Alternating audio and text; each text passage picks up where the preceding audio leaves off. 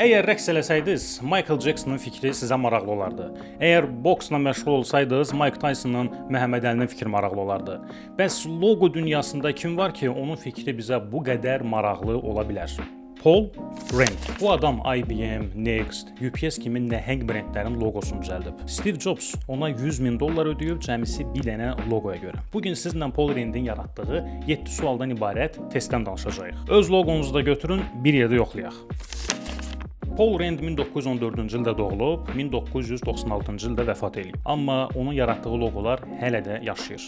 IBM, UPS, ABC, Next, Westington, Enron, Morningstar və daha nə qədər məşhur loqotiplər. Steve Jobs ona Next şirkəti üçün loqo sifariş edir. Və təbii ki, Steve Jobs Paul Rand'dən bir neçə variantlar istəyir. Rand deyir ki, mən sənin problemini həll edirəm, sən də mənə ödəniş edirsən.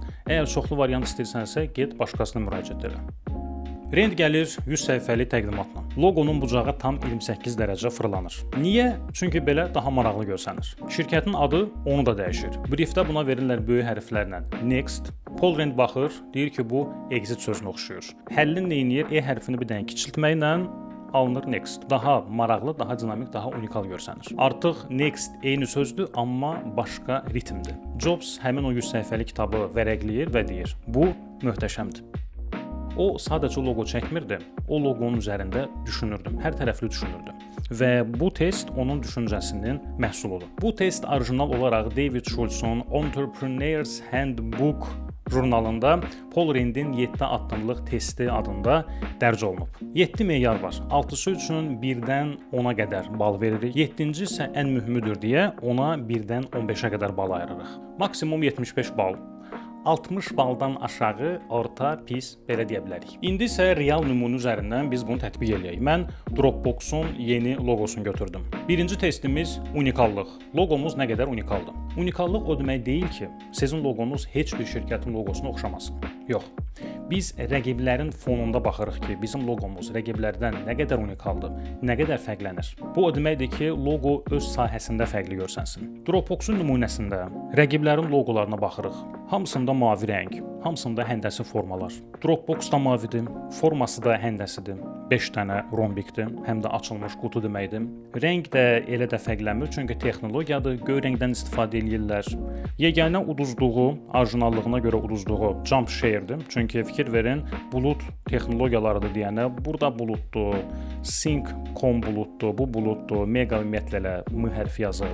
Hamısı buludlar. Bir dənə uduzur jump share'ə, Mediafire və Yandex Disk burada çox unikaldır. 10 baldan 5 bal, 6 bal vermək olar, olsun 6 bal. Sizin loqonuz üçün praktik sual. Rəqiblərinizin loqosunu bir yerə yığın, öz loqonuzu onların yanına qoyun. Dərhal fərqlənir, yoxsa o kütlənin içində itir batır? İkinci sual oxunaqlıq. Oxunaqlıq loqonun nə qədər asan qavranılmasıdır. Yəni sürətlə yanından keçəndə, kənardan baxanda, uzaqdan baxanda, balaca ölçülərdə loqo yaxşı oxunurmu, yaxşı qavranılırmı? Dropbox burada özünü yaxşı aparır. Baxmayaraq ki, mavi rəngdə, yəni texnoloji şirkətdir deyənə təbii mavi rəngdən istifadə edirlər. Baxmayaraq ki, mavi loqotiplərin əhatəsindədir, amma yenə də yaxşı oxunur. Ona görə 10 xaldan biz buna rahat 8 xal verə bilərik. Üçüncü sual adaptivlik və yaxud da ki, miqyaslanma. Yəni loqo hər bir ölçüdə, hər bir mühitdə özünü yaxşı aparmalıdır. Loqo yalnız vizit kartında yaxşı görsənməli deyil. O billboardda, sosial media səhifəsində, Instagram profil şəklində, WhatsApp profil şəklində, fərqli çap materiallarında, qələmin üzərində, tişörtün üzərində eyni effekti verməlidir. Dropbox burada əladır. Monitor onun əsas yaşam məkanıdır. Orada ideal işləyir. Favikonun yerində qutu kimi oturur. Loqonun əsas məqsədlərindən biri yadda qalmaqdır. Müştəri bir dəfə görüb, sonra ehtiyac yarananda onu tez yadına salmalıdır. Bunun üçün ən bariz misal dental klinikalar, stomatoloqların loqoları. Əksəriyyəti götürür istifadə eləyir, diş silueti, diş ikonu, dişin vektor fərqli illüstrasiyalarını və s. Tutaq ki, bir dənə stomatoloq qarşımıza çıxıb onu bizə məsləhət görüblər. Instagramda yazmışıq, hardasa reklamını görmüşük və arxayınlıq ki, bizə bu diş həkimi, bu stomatoloq lazımdır. Sonra Instagramda axtarmaq istəyəndə, hardasa kataloqda axtarmaq istəyəndə, əgər onun da loqosu standart diş silueti ilə gedirsə, ola bilər ki, biz onu səhv salaq. Amma başqa bir fərqli yəni sırf dişlə getməyən başqa bir fərqli loqosu varsa, biz onu bir dəfə görmüşük və yenə də görəndə daha tez yadımıza düşəcək. Yadda qalanlıq balına görə Dropbox, Yandex Diskə və Jumpshare-ə burada biraz uduzur. Texnoloji göy loqoların arasında itir. O cəhətdən Dropbox bu mavi bulud kütləsindən biraz öndədir. Hamısında buluddur. Yumru elementlərdir, Dropbox qutu kimidir, burada belə rombiklər, amma yadda qalanlıq cəhətdən, yəni bu rəqiblərin içərisində Jumpshare-ə, yenə də Mediafire və Yandex Diskə 100%, Yandex Disk çox qəşəng loqotipdir. Buna uduzur. Ona görə 10 baldan hardasa biz ona 6 bal verə bilərik. 5-ci nüans universallıq, unikallıq. Universal loqo geniş insan qrupu üçün eyni mənanı daşıyan loqodur. Dropbox-un loqosu bir qutu rəsmidir. Fayllarınızı yükləyə biləcəyiniz yer. Əksəriyyəti kimi buludlarla getməyib, dairə elementlərindən getməyib. Ona görə, orijinallığına görə ona 10-da 10 bal verə bilərik. Sadəcə olaraq rəng seçimində bir xal uduzur, 9 balla davam eləyək. 6-cı sual uzun ömürlü. İngiliscə timeless, yəni zamanın fövqündə. Trendlər gəlir gedir, loqo isə qalır. Əgər loqonuz bu ilin trendinə uyğun yığılıbsa, ola bilsin 3 ildən sonra loqonuz köhnələcək.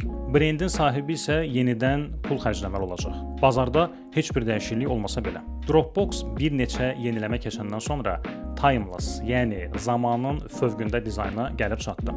Ona görə Dropbox-a bu cəhətdən 10-da 10 bal verə bilərik. Və nəhayət sonuncu sual sadəlik.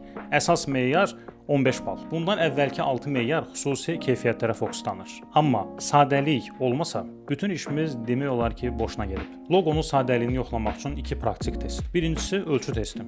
Loqonuzu birinci çox böyük göstərin, sonra çox kiçik göstərin. Hər ikisində rahat oxunursa, birinci testi keçir. İkincisi 10 saniyə testi. Loqonuzu yaddaşınızdan vərəqdə 10 saniyəyə çəkin. Nəticədə loqo tanınırsa, bəli, loqomuz sadədir. Tanınmırsa, loqomuz mürəkkəbdir. Ən gözəl sadə loqo nümunəsi Nike-ın suvuşudur. Burada həm sürət var, həm də qələbə ilahəsinin qanadı. Təbii ki, Dropbox Nike qədər sadə deyil, amma kifayət qədər yadda qalandı və onu biraz baxandan sonra çox rahat qələmlə vərəqdə çəkmək olar. Ona görə bu 15 ballıq qiymətləndirməklə Dropbox-a çox rahat 15 yox, bir 13 verə bilərik. Paul Randin Dropbox-a tətbiq etdiyimiz testimizin nəticələri. Unikallıq 10 xaldan 5 xal, oxunaqlıq 10 xaldan 8 xal, adaptivlik 10-da 10, istənilən ölçüdə böyüyür, kiçilir, idealdır. Yadda qalanlıq 10 xaldan 6 xal, universallıq 9 xal, uzun ömürlü, yeni loqotipi uzun ömürlüdür, timeless adını haqq edir. Sadəlik təbii ki, çox sadə loqodur. Minimum keçid həddi olan 60-ı keçir. Dropbox-un loqosu uğurlu loqo sayıla bilər. Bu testi öz loqonuza tətbiq edə bilərsiniz. Sahənizdəki rəqiblərinizin loqolarına tətbiq edə bilərsiniz. Öz loqonuzu paylaşın, bir yerdə müzakirə eləyək. Əgər video sizə faydalı gəldisə, bəyənin, suallarınızı şərhlərdə yazın və kanala abunə olmağı unutmayın. Hələlik.